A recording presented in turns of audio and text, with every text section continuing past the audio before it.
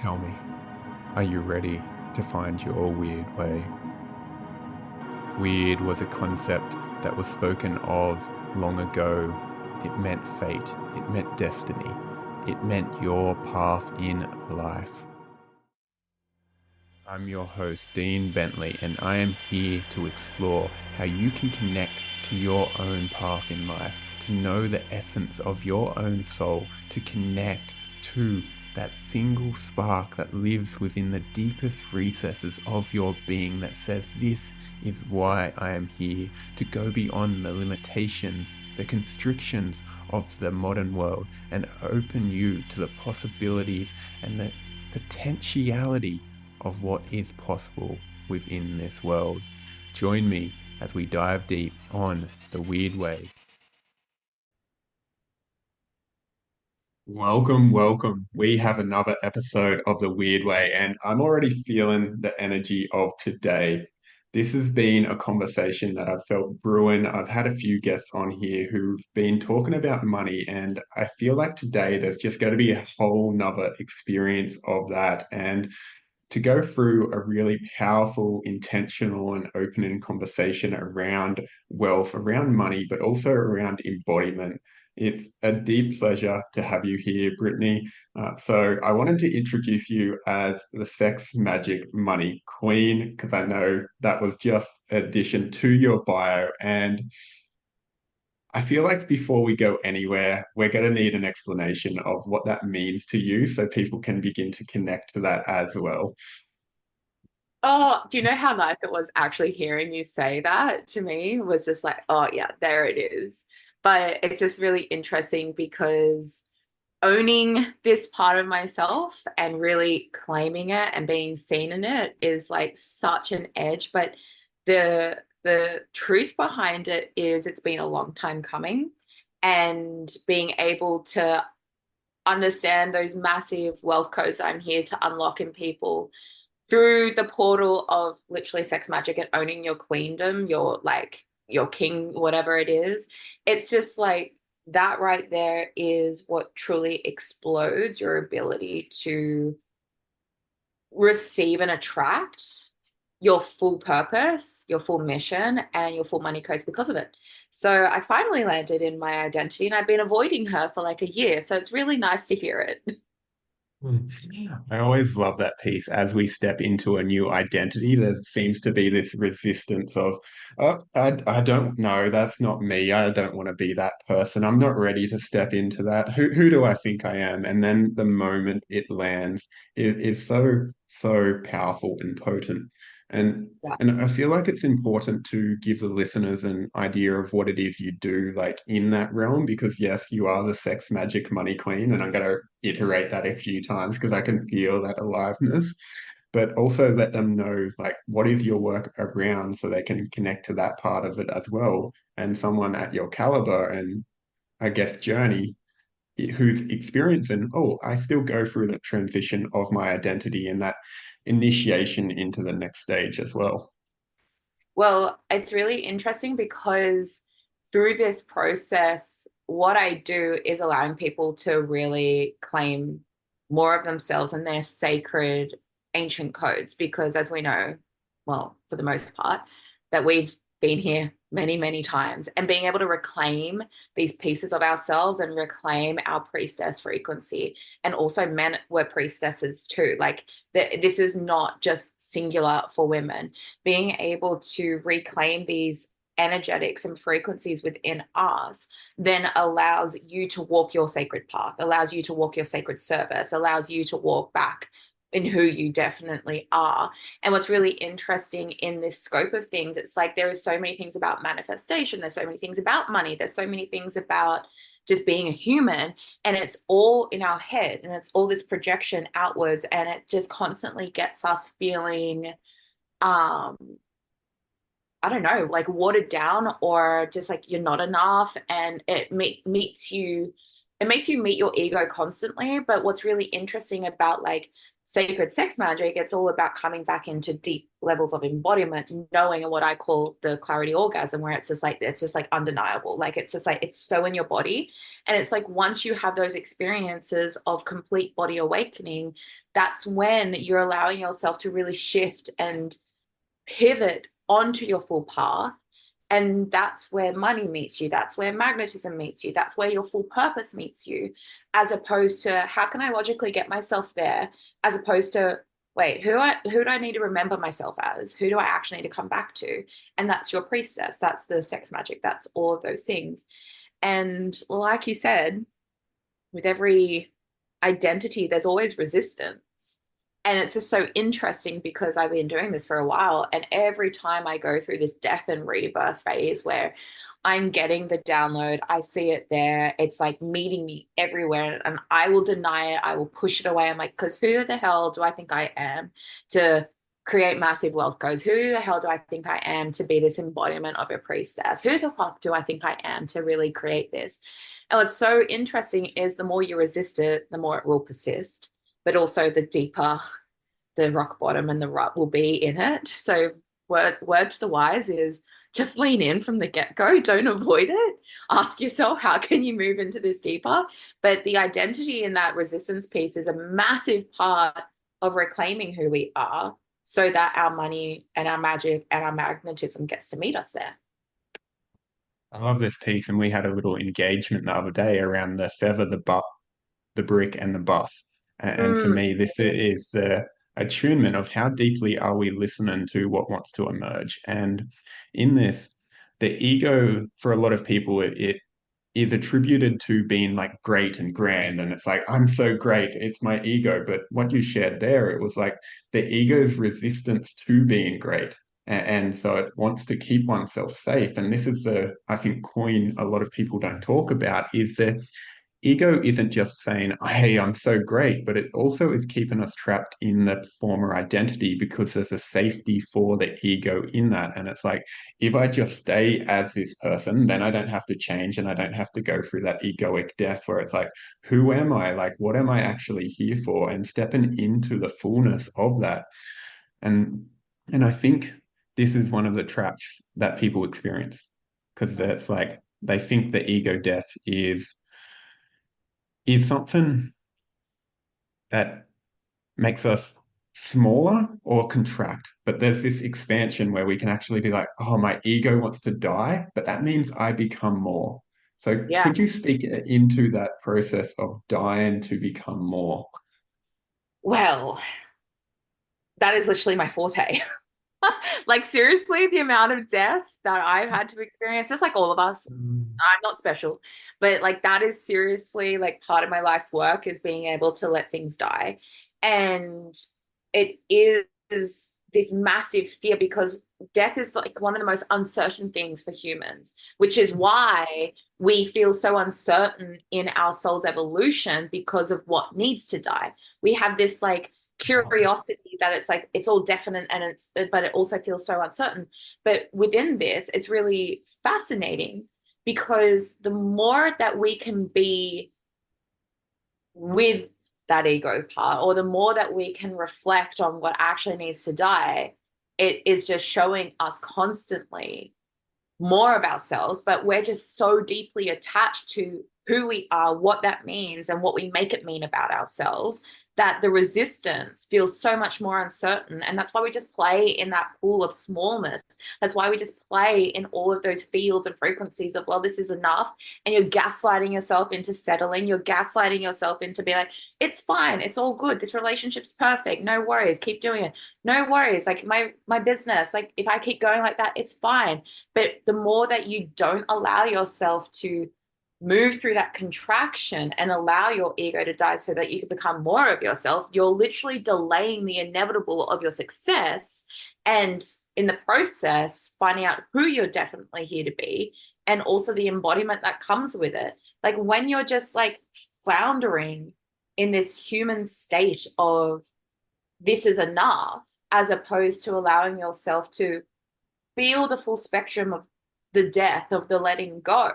Like I kind of feel like if you're not giving yourself that, not that you're undeserving, but it's almost unwarranted as to why you feel like you could actually get further than what you want.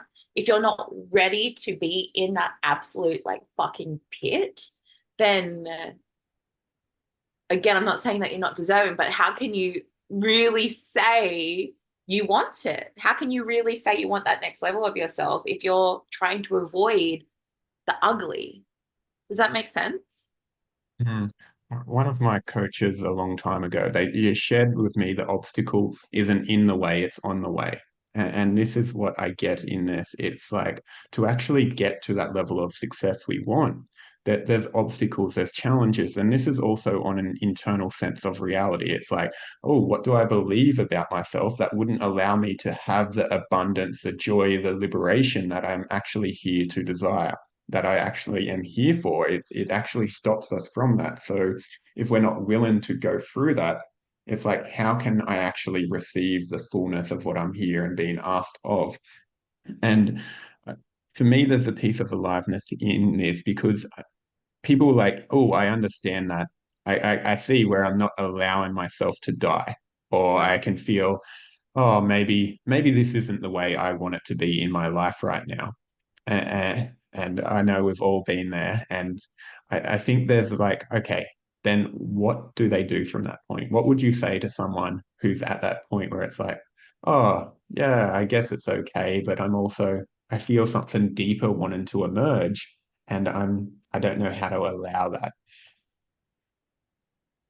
One thing I tell all of my clients, and that it's a hill that I will die on, is fear is the portal to your magnetic manifestation, whatever the fuck it is. So, whatever it is that you are fearing right in this moment, maybe it's fearing leaving that job, maybe it's fearing like fully being seen in your identity, maybe it's fearing like letting people go. That's like the biggest thing, letting people go. And I played in that field so fucking much. But it's like the more you fear something, the more it is being signaled to you that that is the exact way you need to go.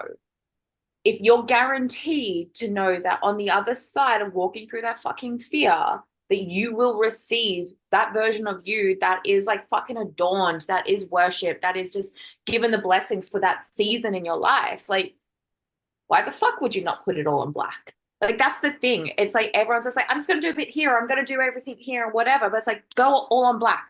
Like, literally, put all your fucking chips there. Trust me, roll with it. And if you can actually move through that fear, and it's so fucking painful. Oh my God, it's so fucking painful. Like, you'll go through the 5 stages of grief, like all of those things. And you're like, fuck, have I done the right thing? Everything's going to just like fall through your ass. And you're like, oh my God, am I actually an idiot? But it's like if you keep on persisting with walking through that fear, because there's layers to that fear, holy shit, what wants to welcome you on the other side is nothing short of euphoric for that season. And I keep referencing that because it's not a one and done thing. It's a constant evolution. Like whatever that fear that's present right now is going to give you your blessings. Yeah, cool. And then your blessings are like, oh, well, that was fucking amazing. That was abundant, delicious, yum. And then all of a sudden it's like, oh, there's another huge fucking fear. Walk through it again. And I know that that's so easy to say, and I still struggle with it, but it's just like, what the fuck am I fearing right now? Like, what am I really fearing walking through? And I was like, oh shit, like you can't run from that. The more that you ask yourself that question, you have to be so much more responsible for your journey, and you have to give yourself to, like, yeah, put it all in black. Me, this I've been in this situation, and I'm sure you have too, where in our business, if that's what you're doing, if that's your path, if you're creating something, there must be a willingness to meet that fear. And it's like, cool, I'm being with the fear of what's it like to be in survival in my business. That's been an experience where it has arisen for me. And it's like, like, do I go get a job? Do I go into back into that story? And all them things are coming up because that's the old paradigm, that's the old reality. And it's our role to actually just sit with that, to go beneath the layers of fear that live there. Because it's like underneath that, when I was experiencing that, the fear was, oh, what happens then if I can't provide? What happens then if I'm not in my power? I won't be loved. I won't be seen. I won't be celebrated. My partner might leave. All of these things that coming up. But under it was this feeling of not being deserving of being loved for who I am. And when we can connect to that, when we can begin to heal that and be willing to be like, oh, I'm willing to meet that part of myself, reclaim it, bring it in, then we can actually have them experiences. Because I've been in that point where, it comes to the end of a week and rent hasn't been there. This happened like over a year ago. It's like, oh my God, I need to do something. And then when I surrendered into it, trust. And I think this is one of the codes when it comes to wealth. And I want to go into this conversation is doing everything we can and then letting go. And then on that day, the clients come in when I've moved through the fear, when I've been willing to meet that. And it's like, oh, I needed to meet that survival identity to go through that process, to feel that in embodied way and go through that. And there's for me this element of we need to trust in the process, trust in the vision that it's going to move through us and it's guiding us to our highest potential. And I'm curious of what you've witnessed in that space when we're on that path to our vision, which for me is our potential, and then actually having that moment where we need to surrender, to trust in the unfolding. Mm. Well, I always say that that's just it's our worst case scenario. Like we will have our vision, and then on the other side of our vision is our worst case scenario. And until you've become friends with your worst case scenario, it will show up and knock on your door. And what's really interesting is, like you mentioned, how it was really when you got to that point where you just had to trust and surrender, where it was just like you became detached. But also in that same moment, I'm sure you also like kind of told yourself that it's like, whatever I need to do, I'll fucking do it. But I'm also just going to trust and surrender. Because a lot of the time we think that trust, surrender is a passive action, but it's far from passive. It's a very active position that we have to take in order to build our faith and trust to surrender. Because if you're not feeling safe to surrender, you will not move past it. And safety, money fucking loves safety. And the more that you're able to build this safeguard within yourself and be like, do you know what? I'm so fucking safe. Everything is okay. I'm going to be okay no matter what. That is when you're really allowing yourself to detach and things start to open up. It all comes back to that fundamental piece of safety. So, like you said, that your thing was providing and not being enough and all the things, but underneath all of that, it's just safety. Underneath not being loved is just safety, because when we're not loved, then we're alone, then we're going to fucking die because of survival and all the things, right? So being able to unify with trust and surrender is just literally to create an unshakable sense of safety within ourselves. And when we're not playing with that, safety always feels boring to people. Safety always feels unattainable. Safety always feels like, why the fuck would I bother? Like, I love the roller coaster. But if you make safety like the epicenter of your creations, then it's like you have no other option but then to move through your wormhole a lot quicker, to close the gaps, to fold time, to allow yourself to walk through those really fucking hard things. Because again, when we're thinking about death, when we're thinking about fear, all it is safety. So the more that you can become safe in your service, the more you can become safe in just your identity, who you are, what you're here to do. That's how you literally get to create the safety, the trust piece. And that's when the clients come through. That's when you're deeply provided for. That's when there's this like this sense of, oh, fuck, here it is. Because you finally allowed yourself to feel safe in all of it as opposed to completely dysregulated. It for me is our ability to trust life. Like for me, that's where our safety comes in. And I think for a lot of people, we've been conditioned to believe that life is unsafe, that there's Mm. a deep programming of, oh, it's not safe to be me. It wasn't safe to express when I was a child. It wasn't safe to be in my fullness.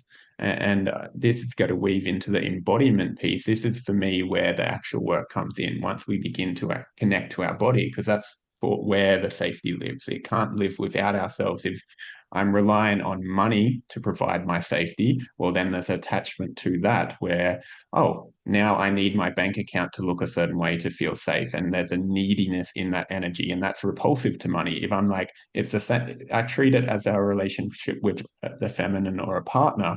If we're coming to them anxious, the anxious avoidant, it's going to play out. If I come to money and it's like, I need you to feel safe, I just need you to come to me. Well, obviously it's going to be like, oh, guy, just no, go away. Like, seriously, I'm not attracted to that.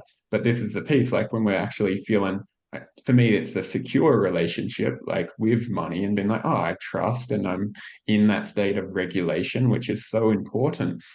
And for me, this comes into the embodiment work. And I feel like this is where, for you, a lot of the sex magic comes in, if I'm assuming correctly. Big time.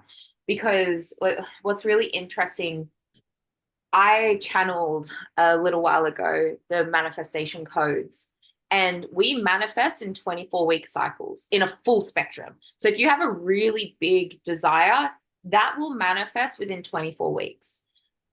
That being said, if you're like making $0 and you want to be a millionaire, you're not going to be necessarily a millionaire in 24 weeks. But whatever that next level of your manifestation is, it fully comes to be in 24 weeks. And what's interesting is in the middle of that spectrum is the embodiment. So we're working with soul and spirit, we're working with our body, and then we're finally working with our mind.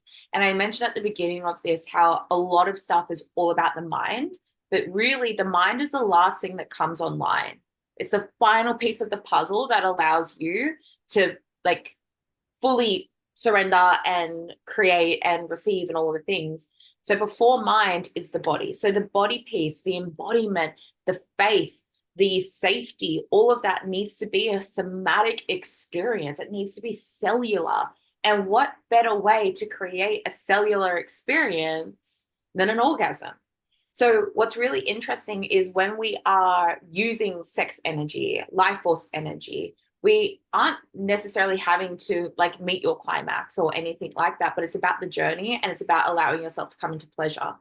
And what's really beautiful about this, it's rewiring and recoding every cell in your being. When you have an like out of this world fucking orgasm, like you feel it move out of your body. But what's really interesting is when it comes to money, as opposed to letting like your orgasm go out or your life force energy go out, we bring it back in. We call it back in. We safeguard. We allow this to be like locked into our body and allow ourselves to be like these soldiers that are programmed with certain frequencies of safety, of trust, of all the things. And it's so interesting because the typical way of sex magic is you think about your intention, you think about what you want to call in and all the things, but it's like that's not what you do whatsoever. You think about who you are. You think about what you need. Is it gratitude? Is it love? Is it just service? Is it adornment? Is it I don't know, is it safety? Is it whatever? And being able to use that as the focal part to the embodied piece, then you are programming yourselves in a very beautiful way that then allows you to be the embodiment and energetic match of what you're calling in. And that's the biggest difference.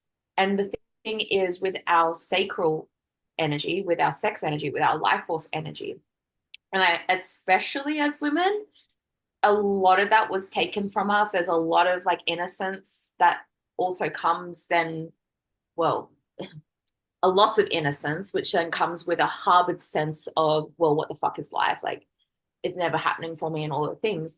So being able to really utilize our sacral chakra, being able to utilize sex magic is such a beautiful devotion to reprogramming not just yourself but humanity, being able to call these energies back where it's just like I have a zest for life again, I have innocence again, I have love, I have happiness, I have joy, I have all of these things. Because when I am the full on like embodiment of these energies, that's when I'm my most authentic self, I'm my most aligned self, I'm my most magnetic self, and that's where I'm manifesting from, as opposed to I'm going to get myself off so that I can manifest my $1 million business. No, that's not how we do anything. Or you do a strategy as well to be like, this is how I'm going to make my $1 million business or my 6-figure business or whatever. It's like, what the fuck are you doing? Like, cool, I love a container because we all need a strategy. But if you're putting all of that into strategy, you're missing a very, very, very beautiful part, which is literally emotional regulation, who the fuck you are, and being able to recode your cells somatically through that experience. I love this conversation so deeply right now because for me, I've been in different containers where sex magic has been a thing, and they use more of the outwards expression of like, ah, I'm going to manifest this certain thing, I'm going to create this. And what my experience in that was it was taken my life force, which makes sense. It's like given Like, my life force away. Yeah, it's like here's a bargain, kind of like I give you this and I get this in return. It's a covert contract with fucking life. And it's like that's not how life works. It's very like it's the dark. I don't like, even want to call it the dark femme, but there's a like it's a life taken energy of if we're doing that to life. It's like if I give you enough, if I give you everything, then you'll give me what you want. And there's this real pleaser energy that I noticed in myself in that experience. It's like, oh, you get what you want, and then I'll get what I want. Rather than, mm, which I love, which I've gone back to, is that actually bringing spirit through us, calling it down into us and becoming that version of ourselves that will then naturally attract it. It's a very different energy because it's like calling more of ourselves home. So of course we're going to receive more. It's not this give and take. It's this give and receive that's natural. It's what in Quechuan language they call irony, sacred reciprocity. And it's like this beautiful exchange because, of course, when we're more of ourselves, we're going to attract more into our lives rather than, okay, here's a piece of me. You can have a piece, so give me something in return. That just feels fucking disgusting. And I've done that and I regret that, but it had to be that lesson because how, like, we need to know these things to actually feel what's in alignment. And sex magic can be so beautiful if it's done in honoring of the soul, honoring of the body, honoring of the self without sacrifice of the self. you know what it actually is? I fucking love this. It's so interesting because every form, ancient times, even like back to the priestess times and all of the things, every form of receivership has been sacrificial, right? And that's what sex magic has been sacrificial. You sacrifice your life force, you sacrifice your seed in order to receive, right? There are people out there that sacrifice their fucking souls for the success that they desire, right? Everything has been sacrificial, as opposed to now what I'm looking to do and wanting to reform is this ability to deeply receive just through devotion, just because of who you are. And what's really interesting in a lot of my sex magic practices, I just call in God, like, love me, like, be in my body, like. And it's so interesting because I can't have that conversation in the past with many people because they're like, God and sex doesn't go together. It's like, actually, they do. And they go very well together. So being able to be that channel and that conduit where it's just like, you know what, God bless me right now. Please bring me this gratitude. Allow me to feel the enormity of it. Allow me to be this beacon of your love and all of the things. Because when you are loved, you are safe. When you are safe, you are yourself. So being able to utilize that, then calling everything in because you are this constant co-creation with the world. Everything that you've got in your life right now is because of by design of who you are. So it's like, as opposed to making it a transactional thing, an action-based thing, like hunting thing, because that's what essentially a version of sex magic is. It's just like you're hunting in the etheric to receive what you fucking want, as opposed to who you actually are just gets to receive and respond to what's present. For me, the difference is one's working from your ego and one's working from the higher self. And that makes a huge fucking difference. If I'm saying, if my ego is saying, I know what I want, I know what's best for myself, well, I'm going to be extremely disappointed. The best things that have happened to me have been when I haven't had an egoic control of it, when I've been open to something greater to move through me. And this is such a pivotal point because that I think what you're talking to with the sacrificial and actually moving into a different stage, I feel as a collective, we're going through a transition where there's a different way of being that's coming through, where it's like a devotional practice of receivership, where we're opening ourselves to receive the life that we came here for instead of like, I need to fight for this. I need to make sure I have enough resources and I need to beat everyone else to it. We're actually moving away from a scarcity level of consciousness into a more abundant mindset and mind frame and collective consciousness where it's like, me and you right now, we're having a collaboration which helps add to the collective, add richness, add to life. And in the past, I know I myself would have been like, oh, there's competition here. We're in coaching space. And it's like, no, that's fucking bullshit because that's the outdated belief system that doesn't serve humanity anymore. So I'm wondering if you could speak into that shift you talked of going from a more sacrificial way of living to a more, I guess, abundant way of living.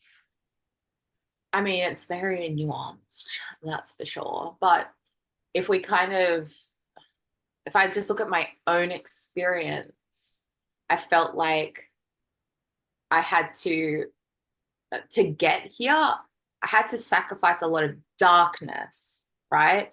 Where that was what was completely encapsulating my soul. I had to sacrifice and be like, you know what, I'm so done with this to be able to receive more light. And I mean, that goes with a lot of us that are on this journey. So we've always been in sacrifice. But what's really interesting is that is such a drawn out experience. It's so much longer, it's so much harder because it's like, oh God, okay, I have to give all of this grossness out now. And hopefully I do receive something good. Like you're really having to position a lot of trust and a lot of faith. But whereas if you are moving, which is something that I've been playing in, where you're moving just with devotion, things seem to happen a lot more quicker. Things really start to be attracted to you in a lot like like undeniable ways. And it's interesting because a lot of the time people kind of even look at their investment into themselves as a sacrifice, right? This is not new information, but it's not a cost, it's an investment, right? We think everything is a cost, everything is a transaction, everything is a sacrifice, everything is all the things, as opposed to if it's an investment, it's adding back into me. If it's devotion, it's adding back into me. And I feel like once we can really cross that bridge collectively and allow it to be like the complete abundant mindset of I'm receiving through this, I'm receiving through this, as opposed to what do I have to give of myself to create that? That's when it gets really fucking hard. And that's also when people kind of have a knee jerk reaction to a container because it's just like they see it as a cost. And so they will be shown it as a cost. Like it's like things fucking like the tower card, like it just goes boom, like it blows up in your face, right? As opposed to being able to work with it as how can I just let more in, which then pushes out the rest. I think for the species at the moment, we have this mindset where we're used to taken from the world. Like we go into nature and we take. It's like, I'm going to take these resources and just do what I want with them. I've been having conversations around this lately where in indigenous cultures, we used to ask, it was, hey, can I take this tree or can I cut down this tree? Can I use this resource? And so when there's a level of investment, we've actually trained ourselves to, oh, this person is taken from me because we're taken from everything else. And it's that pattern repeated to ourselves. It's like, of course, if I'm going out into the world and thinking, okay, what can I take from it? Okay, I can take from my job here to make money. I can take from my partner to receive love. Like if that's where a person is living from, of course, when it comes to someone else, a cost, like the investment of a container, it's like, oh, this person is taken from me. This person wants something of me. And so, of course, it's going to be a cost then. And they're not able to see, oh, this is actually something I'm given back to myself. And I see this, especially in men, they're so fucking terrible at receiving. Like, I know as a man, that's been one of the Mm, biggest journeys I've been on is to allow myself to receive from a partner, financially, anything. Of like, oh, I get that. And I think when we're yeah. in that state of, I need to give or I need to take from a covert way where I'm not going to ask permission. This is a lot of men having covert contracts, people having covert contracts in their business of if I'm the good person, then I can make money. If I do the right thing, then I'm going to make money. It's like all this subtle taken energy that doesn't actually allow this devotional to come through. Literally, it's fascinating because I'm not sure what your full demographic is, but on that piece around men and receivership, I think that that's really such a big thing because I recently did this beautiful immersion where it was in service to men. It was like being able to move into the different archetypes of the women to just be devoted to men. And it was fascinating because these men did not know what they were getting themselves into, but to just be in a position of deep receiving as opposed to I need to give back to her. How can I give back to her? What can I do? Right? It's like, hey, let me just love on you in this moment, right? And that is money. So for for females, the experience of money is masculine. And for men, the experience of money is feminine because it's just like I set this and I receive you. I want to receive you. I want to fucking love you. Right. And what was so interesting is in my previous partnership, and we were together for like pretty much 8 years, and I was bringing in the money and I was giving him the blessing of not having to work and all the things. But he wasn't okay with receiving that. And then that creates a dysfunction. And then that was like, well, I need to do this or I need to do that and whatever, as opposed to just receive, please. And what's really beautiful, if we think about the embodiment piece again, it's just like, I want to love you. I want to receive you. Let me devote to you. Let me just worship you in this. That's that whole piece where it's just like, I can't. Like, there is such a, um, indoctrinated fear around being vulnerable to just be totally loved on, right? And that's in money, that's in power, that's in whatever, because it always feels transactional. It always feels like you have to give yourself, give something away, or it's like, I need to give back to her and whatever. So it's just really fascinating, especially for men. It's just like, what would it feel like to just be you and receive?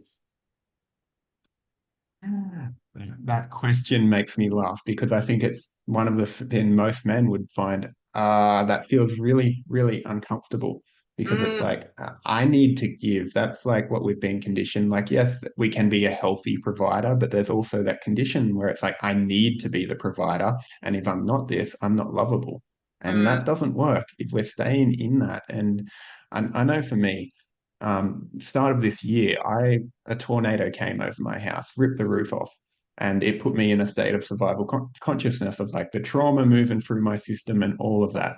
And it was one of the moments where I came to meet death. And now on the other side of that, I tried to like my business wasn't flowing in the way I wanted to, and I was trying to do a lot. And I was like, I just need to provide to receive, and that was the pattern playing out. And then it got to a point where I had to receive, where I just had to come to people and be like, oh, I'm not doing okay. I'm actually in deep grief and like trauma. And once I started to receive and not trying to give, because I couldn't, my body, my system wasn't capable of, I received, everything started to flow again. And I was like, oh shit. That was a deeper layer of that conditioning of I need to give to receive. And if we're playing that in business, the universe will be like, hey, that's not actually the way of alignment. That's not the way to your deepest soul's purpose. And it's going to continuously invite us to remove them conditions on love and on money because I see them as very intertwined. If I can't receive love, I can't receive money. So where does that apply? It's like, can you come into the full acceptance? You're divinely worthy of it all. yeah. And it's interesting because you give to give, right? You provide because you just fucking want to provide and you fucking love it, right? It's not because I want to provide because then I'm going to feel like a man and all of the things. Like, no, like I just fucking feel that in my soul. I just want to fucking provide. And in business, I tell my clients all the time, it's like, stop having an expectation on the other side of your service. You give to give. If all of this was gone for me, I would still be doing this for fucking free, right? Because I just want to give to give. And when we can start to allow ourselves to be in that, oh, the vulnerability of what it means that I can't give right now, but I need to receive. And that was a really beautiful thing that obviously in that really hard time, you had to open up and you had to be held, you had to be nurtured, you had to feel safe in that, as opposed to you're only safe in your providership, right? And that's the thing. So it's like when you can just separate the two, it's like I give to give and I receive simply because I exist. And that's one of the really beautiful things that I've been channeling a lot lately is like, I am worthy simply because I exist. I'm deserving simply because I'm fucking breathing. I am worthy because I'm a daughter of God. I am worthy because I am in that kingdom, like whatever. But we can't put our worthiness of receiving linked to anything else because that's when you're going to get fucking tested. So, one really beautiful thing is, especially in this beautiful somatic experience of sex magic, it's like using your sacred energy and if you have a greater intention, you can set a greater intention of being able to be like, yeah, I'm ready to receive more money. But then underneath that, it's just like, I'm just going to allow myself to just be so worthy because I am. There's no story attached to it.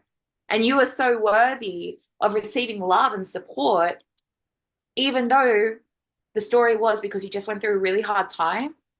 Irrelevant of your hard time, you're still really deeply worthy of being loved, supported, cherished, adorned, supported, provided for in that moment, right? And so I think that's really an interesting concept because in that hardship, you finally have to be vulnerable. And also, vulnerability connects everything. I also, the last 3 months have been really hard. I've been in a really dark place.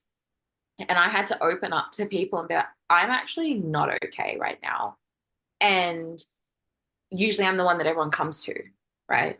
And I'm that the mother or whatever. And I've had to like really like pull myself out of that because it's like I'm not okay. I can't support and I can't give to anyone anymore except for I need to give to myself. But it's really fascinating because in my ability to have more vulnerable conversations, then all of a sudden you're met with more love, which is love and money. And then all of like things just start to flow like that. The more vulnerable we can be, the more beautiful life gets to be as well.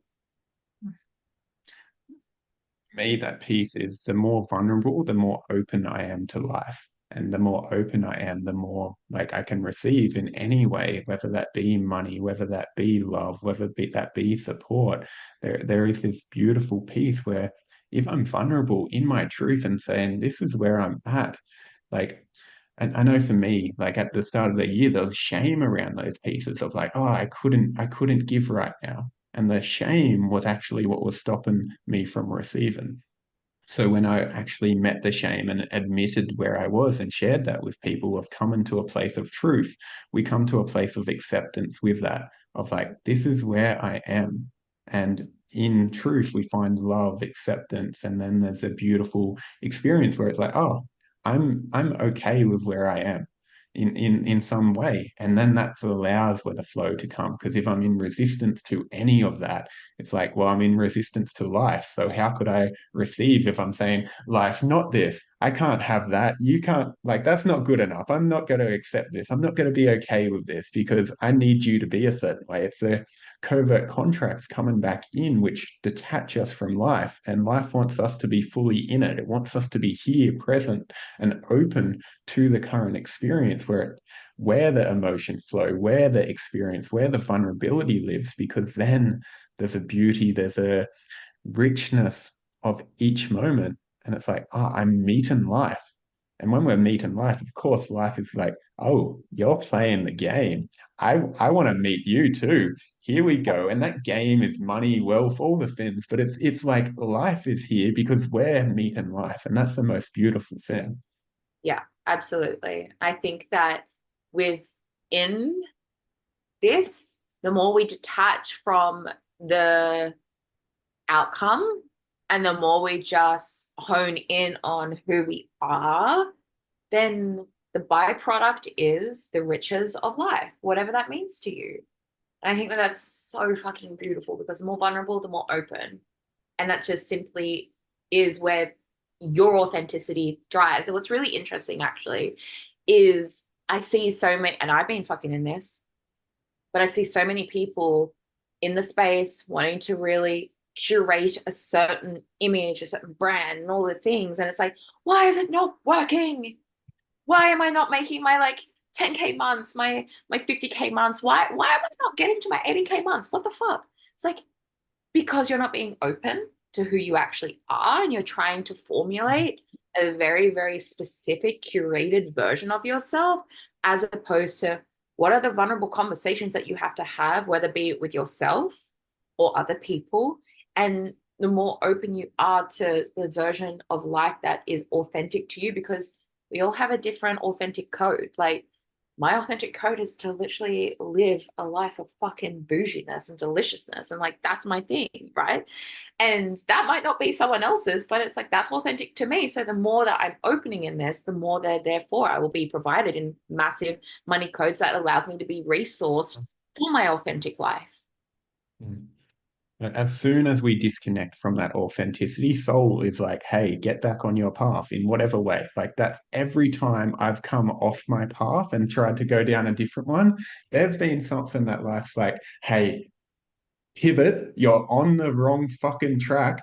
Come back to your authenticity, come back to your soul, because I'm going to provide for you if you're true to that. As soon as you go elsewhere, it's not going to happen. It's going to meet with resistance, hardship, all of that. And that's not to say you don't have to work hard when you're in alignment with soul. You do, but it comes with a grace to it rather than, fuck, here's another piece for me. Here's another piece of resistance. Oh, why am I struggling? Well, if that's a constant journey, there's something out of alignment with that. And there's a deeper truth and like connection and authenticity that is being invited to you because that's what's being asked. Mm, Mm. absolutely. I had a question here that I wanted to jump into. And so we've talked about the sex magic a little bit. And I was wondering for the listeners who are going to be here, if you were to able to frame how they might just create the space for themselves to actually drop into that and like begin opening that portal for them. Okay, don't make it about sex. So the biggest thing to start this process is to make it about devotion. Okay. So whatever it is that you were in devotion to, whether it's life, God, love, the universe, don't make it about an end game goal. Because that is one thing that's always like, yeah, well, once I climax, that's what I'm gonna manifest. But what if it's about you just setting up devotion and allowing yourself to just be in your fucking body? Like, get a playlist. I have plenty of playlists that allow me to journey devotion and set the higher intention to call upon your guides, God, the universe, love, whatever it is. And it's like, meet yourself in love. Like, honestly, I don't care how cheesy that is. If you sit yourself down and say, I'm going to listen to two songs and I'm going to devote to love, and you are going to sit there in a devotional stance, whether it's like you're bowing or you're on your knees and you're just like allowing yourself to just like be this vessel of receivership. And it's like, you just allow yourself to begin to move and just notice what's happening in your body because it's going to be fucking uncomfortable because you're so conditioned to thinking, I need to move a certain way. I need to do a certain thing to bring pleasure into my body, as opposed to you're worthy simply because you exist. So therefore, you are a vessel of love simply because you were sat there still. The more that you can bring this in, as opposed to, okay, I'm going to cultivate sex magic now and I'm going to like, oh, manifest.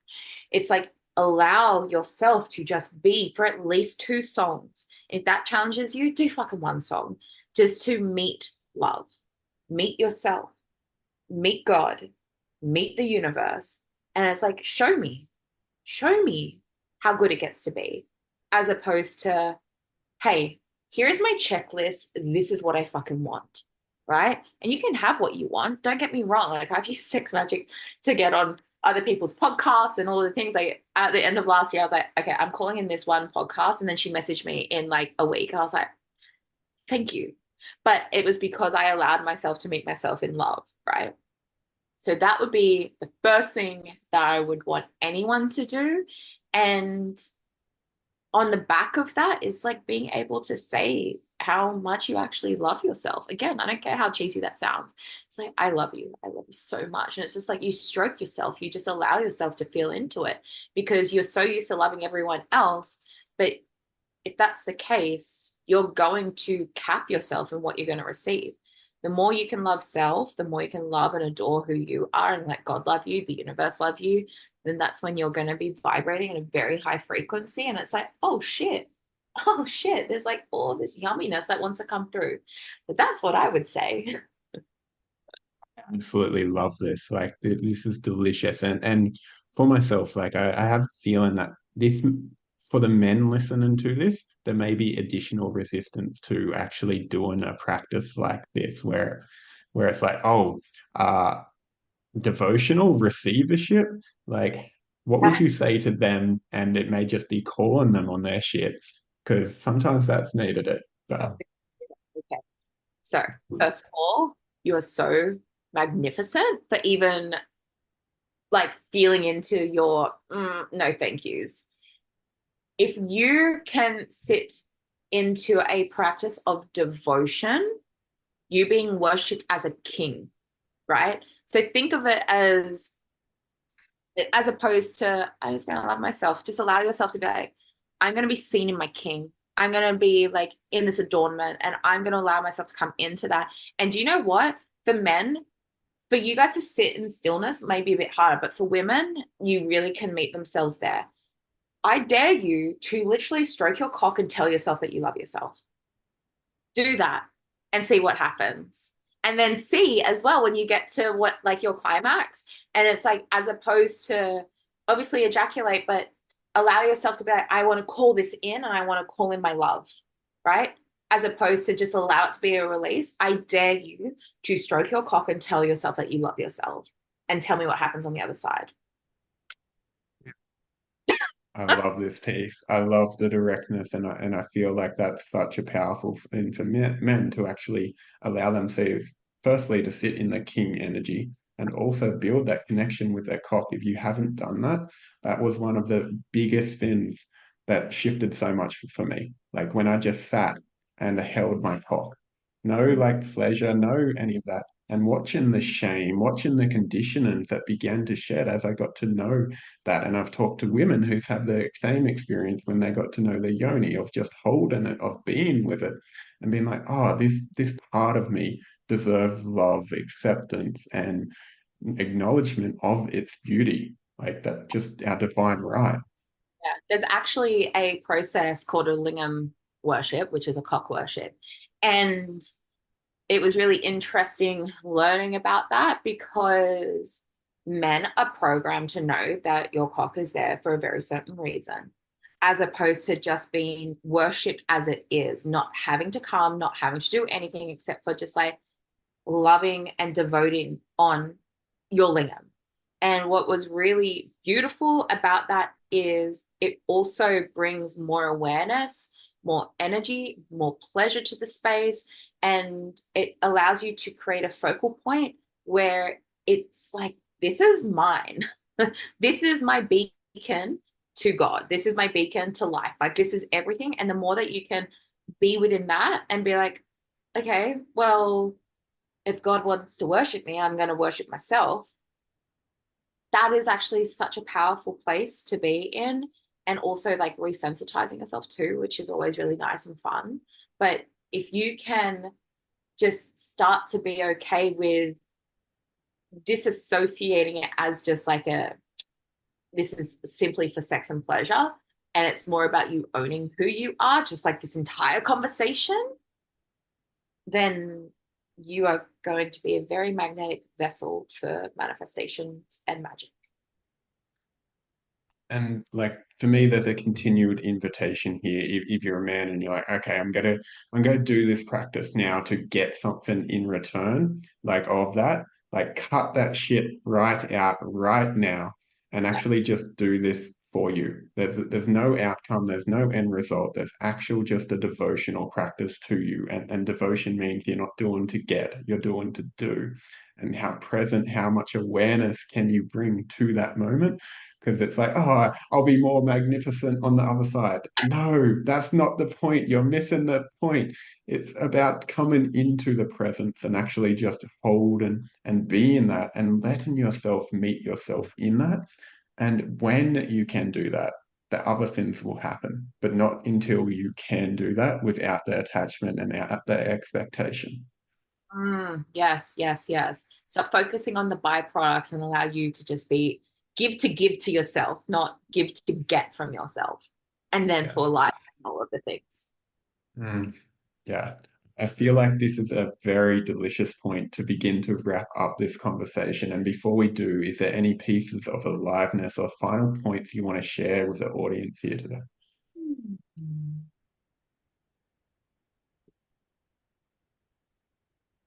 I feel like the true aliveness is what I'm journeying, which is just owning who the fuck you are and that identity. Like that is the greatest gift that you can give yourself.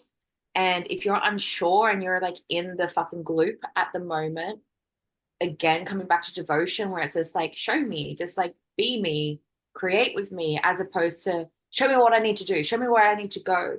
Just like show me who I am, who I'm here to be right now.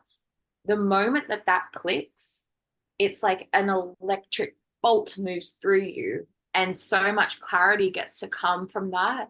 And through that clarity, then you know what you want or what you're available for. As opposed to maybe over here, yeah, sure. It's like, no, if it's not this, I don't want it. Right? Because there comes a certain amount of standard that is associated with your identity. And so you're all listening to this because obviously you're following Dean and you're wanting to be on service. You want to be a better person for yourself, others, whatever. So it's like, okay, well, who actually is that? And allow yourself to be like, okay, that is my full-time job right now within myself. Show me who I am, allow me to be who I am. And then everything else gets to be this beautiful conduit of magnificence that comes thereafter. And it just gets to amplify who you are. Everything is constantly amplifying you who you are. So if you don't know who the fuck you are, nothing can happen. So come back to your identity. Oh, I love this piece. So for me, it's just this building from the inside out, like building them solid fucking foundations of the self so that can then magnetize out to the world. And until we do that, there's got to be a hole, there's got to be something missing. And that's when we'll crumble, collapse, and be like, why isn't it working? Because there's still another piece inside that isn't whole, that isn't healed, that hasn't been brought home yet. So thank you for that transmission. Mm. Welcome. Brittney, for the audience here, if anyone's looking to connect with you, if they have questions, or if you have any offers that could really serve them, please share how they can do that. Well, you're all going to come follow me on Instagram. And I'm sure Dean's going to put that in his show notes, but it's just my name, Brittney.van.gestel. But I actually have an event coming up. The details are being brewed right now, and I feel like it's going to be in Queensland. And it's going to be a 2-day sex magic event, and it's going to be welcome for everyone. That would probably be the biggest thing I want for you guys to come and journey. Absolutely. So I'm going to give Dean the link to that, and you can put that in your show notes. Beautiful. That sounds like a magnificent time. So if anyone wants the details of that, if they want to connect with Brittney, all her details will be in the show notes below. Thank you all for joining us here on the Wyrd Way. Brittney, thank you for joining me. Thanks, Dean.